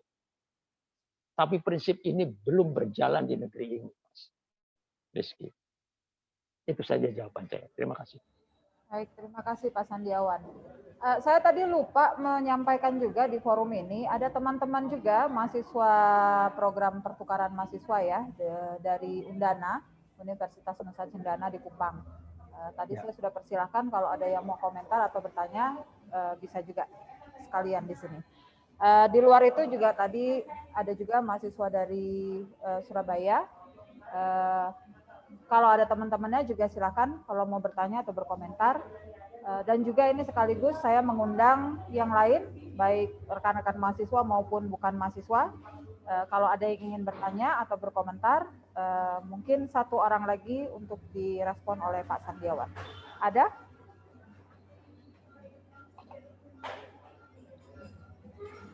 Ada pertanyaan atau komentar lagi? Oke. Baik, kalau gitu tidak ada sepertinya pertanyaan atau komentar yang lain. Pak Sandiawan, mungkin kalau ada penutup atau hal lain yang mau disampaikan di kami untuk semacam, terutama untuk teman-teman mahasiswa ya, karena memang topik yang atau paparan atau materi yang disampaikan Pak Sandiawan itu ada, kita mencoba mengkaitkan itu dengan beberapa teori-teori yang sudah dibahas, misalnya termasuk teori elit dan pluralis, teori rejim dan sebagainya gitu ya. Jadi nanti mungkin teman-teman akan bisa mencoba menerapkan analisisnya dari situ. Tapi mungkin dari Pak Sandiawan sendiri kalau ada masukan, tadi juga banyak konsep secara paparan konseptual dan teoretis juga ada dari Pak Sandiawan. Nanti teman-teman juga bisa memperkaya itu. Tapi kalau ada tambahan atau hal yang menurut Bapak perlu kami cermati atau kami coba analisis lagi, sekaligus untuk encouraging teman-teman mahasiswa untuk melakukan kajian-kajian lebih banyak. Oh, itu ada pertanyaan. Tapi sebelum itu mungkin Pak Sandiawan, ada satu pertanyaan dari Antonio Risianto soal Omnibus. Antonio mau langsung atau gimana? Halo, maaf. Ya, silakan. Oh, Pak Antonio. Bapak. Iya, apa kabar Pak Antonio? Ya, mau dapat update aja tentang Omnibus. Akhirnya gimana ya? Dengernya banyak, ada yang bilang bagus, ada yang bilang jelek. Jadi gimana ya usaha kita untuk bikin tanah lebih adil untuk seluruh rakyat kita nih? Apa Omnibus ini malahan jelek dari sisi pertanahan atau bagaimana ya Pak? Terima kasih nih diingatkan Mas Antonio. Pertanyaannya penting nih karena kita lagi membahas itu juga di banyak kesempatan yang lain. Silakan Pak Sandi. Iya, memang sebenarnya juga kalau dilihat dari begitu banyaknya penolakan ya dari organisasi-organisasi besar, dari komunitas-komunitas rakyat. Bukan hanya buruh ya yang paling besar, memang petani juga banyak sekali dan masyarakat, kelompok-kelompok masyarakat adat terutama mahasiswa dari berbagai, pasti ada logiknya di situ. Kenapa mereka menolak dan begitu takut? Karena memang de facto-nya memang orientasinya itu tadi, yang tadi gambaran tadi itu jelas dijalankan oleh Undang-Undang Ciptaker tadi, yang seharusnya kekuasaan itu didistribusikan secara benar, saling bersinergi antara kekuasaan bisnis ekonomi dengan kekuasaan organisasi-organisasi masyarakat, kekuasaan pemerintah, dan juga birokrasi, dan juga kekuasaan teknologi, kekuasaan organisasi agama dan sebagainya, militer dan sebagainya. Itu mesti saling bersinergi. Tapi kalau di sini kan de facto-nya, apalagi yang nampak dalam Omnibus Law itu, jelas sekali di situ yang paling menentukan itu adalah kekuasaan bisnis ekonomi di atas segalanya. Bang Faisal Basri sudah mengungkapkan dengan sangat jelas di situ orientasinya itu. Jadi kalau ada orang kritik pasal per pasal, ya oke lah, banyak sekali kita bisa tunjuk dari undang-undang yang begitu tebal, karena menyatukan dari 77 undang-undang di revisi itu menjadi satu undang-undang besar. Tetapi nanti juga ada peraturan pelaksananya, itu bisa jadi puluhan, mungkin ratusan lagi untuk itu. Jadi usaha untuk meringkas menjadi belum tentu berhasil itu. Masih hitam atas putih, juga gampang diintervensi. Karena prinsipnya di negeri ini, kalau ada keraguan atau kekosongan hukum, itu bisa dilakukan apa saja, entah positif, entah negatif. Nah, di dalam Omnibus Law memang ada yang sangat, ini adalah kasus pertanahan. Itu sebabnya misalnya KPA, Walhi, marah-marah minta ampun. Karena memang keadaannya seperti itu. Jadi lihat saja, ada berapa puluh kata-kata memudahkan investasi. Jadi kemudahan investasi di dalam pasal-pasal itu jelas sekali, tapi tidak ada yang mengatakan memudahkan misalnya rakyat kecil untuk ini memiliki tanah begitu. Itu tidak. Tapi sepertinya tanpa sadar banyak sekali pasal-pasal di mana justru prinsipnya begini. Ada satu big picture yang ingin dicapai, kepentingan umum, disebut kepentingan umum. Tujuan itu. Negara adil makmur sejahtera berdasarkan Omnibus Law itu adalah tujuannya. Caranya dengan investasi. Dengan ya mengembangkan bisnis ekonomi. Rakyat kecil seperti warga di Bukit Duri, Kampung Pulo itu harus rela berkorban.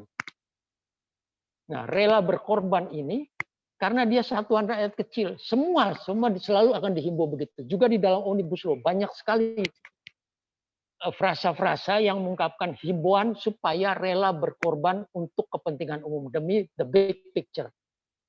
Tapi problemnya kalau orang berkorban, yang paling diutamakan berkorban itu dirinya sendiri. Mana ada dia mau berkorban dirinya sendiri. Mestinya logikanya yang punya modal banyak yang paling memberikan paling banyak. Kenyataannya justru rakyat kecil yang harus lihat tanahnya. Begitu Omnibus bahkan belum disahkan pun sudah diambil itu di hutan-hutan di Sumatera, di Kalimantan, di Papua. Itu sudah luar biasa karena jauh dari informasi. Mereka terisolasi begitu gampang sekali diambil. Sudah bahkan pengusaha sawit itu sudah menguasai tanah luar biasa di Papua. Padahal Omnibus Law-nya belum jalan. Tapi sudah diberi wewenang. Nah, kalau yang melawan bahkan ditangkap dan sebagainya. Ini tujuan Omnibus Law mau dibilang baik bagaimana? Ya, oke lah kalau dengan segala kampanye kita bisa mengerti. Tapi ini kan cukup panjang dan kami itu memperjuangkan ini sudah puluhan tahun juga. Melihat detail-detailnya susah sekali. Misalnya sini kepemilikan tanah. Semakin tidak mungkin dengan Omnibus Law warga akan dapat tempat pemukiman. Dalam arti memiliki. Semakin lama memang seharusnya kepemilikan itu komunal. Nah, dalam Omnibus Law tidak dimungkinkan kepemilikan komunal. Padahal kepemilikan komunal itu yang dimungkinkan oleh masyarakat adat, pemilik hutan, dan sebagainya. Nah, itu semakin tidak mungkin. Lalu kepemilikan individual. Nah, itu yang akan membuat jadi parah sekali. Tapi lepas dari itu saya ingin mengatakan begini kepada para mahasiswa sebetulnya. Di dalam proses belajar dengan terlibat, kita memang oleh Omnibus Law dan sebagainya ini dipaksa untuk kalau itu sebuah tanaman, itu bersikap elitis itu bagaikan akar tunggang yang menembus tanah tanpa peduli begitu. Terus dan geraknya itu linear, lurus gitu. Menabrak. Kalau dia di dalam kategorinya Anthony Giddens itu disebut panser raksasa. Yang remnya blong, yang menabrak apapun juga. Meskipun di demo, di apa, dia akan berjalan menabrak. Itu yang namanya gerakan akar tunggang. Nah, kalau mahasiswa atau siapapun yang ingin betul-betul memperjuangkan berpihak pada rakyat, dia geraknya harus belajar dari apa yang dikemukakan oleh Deleuze dan Guattari itu. Jadi akar rimpang, seperti akar jahe yang menyebar begitu, yang akan membuat gerakan itu organik. Jadi terlibatlah dengan komunitas masyarakat, belajarlah langsung dari komunitas masyarakat. Meskipun dalam komunikasi kadang-kadang pakai daring, tapi tidak bisa dipungkiri bahwa teman-teman mahasiswa itu harus datang. Datang bisa dengan berbagai cara. Harus datang dan terlibat dengan kehidupan masyarakat sehari-hari. Lihat dengan mata kepala sendiri, rasakan, dengarkan denyut perasaan teman-teman itu bagaimana itu. Itu yang akan lebih jujur dan ambil sikap atas kesimpulan itu. Jangan terlalu percaya apa yang secara dogmatis dikatakan secara hukum oleh yang berkuasa sekarang. Terima kasih. Baik, terima kasih. Satu pertanyaan terakhir dari Johan di Undana ya. Silakan Johan.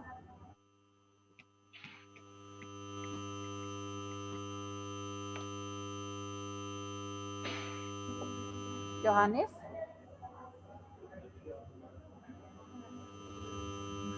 Johannes bisa atau mau diketik saja?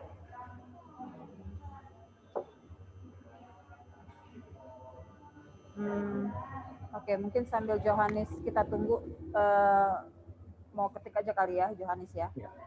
Pak Sandiawan, tadi saya balik lagi ke request saya yang terakhir tadi, kalau ada tambahan atau semacam suggestion gitu ya, saran untuk teman-teman mahasiswa terutama, karena mereka perjalanannya masih panjang untuk melakukan banyak kajian, refleksi, engagement seperti yang tadi Pak Sandiawan sampaikan. Kira-kira apa yang bisa kita pegang ke depannya gitu Pak dari Bapak? Terima kasih. Iya, teman-teman juga kalau mau terlibat, jangan juga hanya dari perasaan atau amarah kalau terlibat. Jangan dengarkan orang-orang seperti saya di dalam omongannya langsung begitu, yang mungkin nadanya emosional. Tapi ikutlah terlibat, misalnya jangan percaya juga dengan data-data angka-angka yang diinikan di media. Datanglah, ikut terlibat, lakukan pemetaan.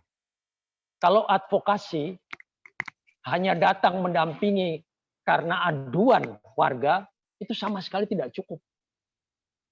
Tapi harus terlibat di dalam pemetaan tadi. Pemetaan geografinya, pemetaan demografinya, pemetaan ekonominya, pemetaan hukum, membuat sejarah kampung secara antropologisnya. Begitu itu terlibat betul. Sehingga sebagai studi juga ini akan maju secara akumulatif, secara dialektis, teman-teman akan memperoleh makna yang lebih kuat ketimbang kata orang, termasuk juga dari para korban. Karena kalau hanya mendengar dari korban, kita terprovokasi, kita hanya marah. Marah itu sangat sulit untuk mengeluarkan solusi kadang-kadang. Itu saja. Terima kasih. Sorry. Terima kasih banyak Pak Sandiawan. Johannes belum ada kabarnya. Oke. Ya, ada, saya izin membacakan dari Mas Antonio. Kita memang perlu belajar dari kearifan lokal seperti komunalisme, gotong royong, share ekonomi, circular ecology. Ya, makasih Mas Antonio. Saya panggil lagi Johannes, masih ada atau ada kendala? Karena teman-teman dari Kupang seringkali kalau ikut kuliah online, nah kan benar, pasti masalah jaringan. Oke, saya bacakan Pak Sandi. Johan ada menanyakan di teks di chat soal Omnibus Law yang dikampanyekan dari pihak pemerintah bahwa sebenarnya dibuat karena adanya tumpang tindih antara aturan di pusat dan di daerah soal perizinan tanah. Menurut Bapak bagaimana? Ya, itu memang secara garis besar memang nampaknya bagus. Tetapi yang kita lakukan adalah substansi atau orientasi dari Omnibus Law itu sendiri. Tujuan dari Omnibus Law itu sendiri. Jadi kalau itu kan soal seakan-akan Omnibus Law itu hanya problem teknis hukum saja. Padahal bukan loh. Omnibus Law tujuan substantifnya itu yang kita tidak setujui. Karena tujuan substantif itu menentukan kualitas dari hukum itu sendiri. Gitu. Jadi memang ya benar bahwa itu akan meringkas, membuat birokrasi lebih pendek. Tapi juga ada kritik, cukup banyak loh kritik itu dari kepala-kepala daerah yang keberatan. Karena ya tadinya kan memang ya bisa semua potensial korupsi di daerah. Misalnya soal perizinan AMDAL itu di daerah ditarik ke pusat gitu. Nah, yang seperti itu banyak diprotes oleh kepala-kepala daerah. Misalnya saja termasuk wali kota Bogor gitu. contoh itu bagaimana kami ikut memonitor, bagaimana kami ada itu saja. Kemarin saja masih sering lolos, masih tidak dianggap, apalagi kalau tidak ada. Begitu. Nah, ini ada kesulitan yang luar biasa besarnya. Nah, kalau kita mesti lihat tujuannya itu kan jadi susah sekali. Itu saja. Oke, baik. Terima kasih banyak Pak Sandi. Teman-teman sekalian, terima kasih banyak untuk kehadirannya, untuk partisipasinya, baik teman-teman mahasiswa maupun teman-teman di luar UPN Veteran Jakarta dan non-mahasiswa. Saya senang sekali kita bisa bergabung di sini. Untuk informasi saja, sebetulnya untuk mata kuliah teori politik perkotaan dan juga nanti akan melibatkan mata kuliah lain di UPN Veteran Jakarta, kita punya rangkaian kuliah tamu. Yang pertama tadi yang tadi disinggung Pak Sandiawan Bima Arya ya dari Bogor, Wali Kota Bogor. Beliau juga pernah membuka menjadi tamu di kelas ini. Kemudian yang berikutnya nanti kita akan mengundang Pak Made Supriyatma dari ISEA Singapura. Kemudian beliau nanti akan bicara lebih banyak soal reklamasi. Kemudian nanti ada isu isu lingkungan ya, the rights of city dan soal lingkungan. Itu ada rekan Sofia Jamil dari Singapura yang akan juga share. Kalau nanti teman-teman berminat, saya akan share informasi lebih lanjut. Nanti kita bisa join lagi. Sekali lagi terima kasih banyak kepada Pak Sandi. Aduh, ini 2 jam kita menggali betul ini pengalaman dan pengetahuannya Pak Sandi. Mudah-mudahan nggak keberatan kalau besok-besok kita undang lagi, Pak. Wah, senang sekali, Mbak. Saya yakin teman-teman mahasiswa juga banyak belajar dari Pak Sandi. Begitu, terima kasih semuanya. Rekan-rekan dosen pengampu juga, Mas Jerry, Mbak Sekar. Kalau ada sesuatu yang bisa disampaikan di sini, silakan. Atau mungkin belum hadir di sini. Oke. Ya, nanti saya akan share recordingnya. Baik, saya catat Mas Antonio recordingnya. Saya juga bisa catat di sini nomor WhatsApp saya. Silakan kalau mau kontak. Juga kalau misalnya masih ada pertanyaan atau komentar ke Pak Sandi, apakah nanti boleh saya share informasi kontaknya Pak Sandi? Ya, silakan. Terima kasih banyak. Baik, terima kasih banyak semuanya. Terima kasih. Sampai ketemu semuanya. Selamat sore. Wassalamualaikum warahmatullahi wabarakatuh. Terima kasih. Waalaikumsalam warahmatullahi wabarakatuh. Terima kasih kembali Bu, Pak Sandi. Waalaikumsalam warahmatullahi wabarakatuh. Terima kasih Pak, terima kasih Bu. Terima kasih. Terima kasih Pak. Waalaikumsalam warahmatullahi wabarakatuh. Salam semua. Salam.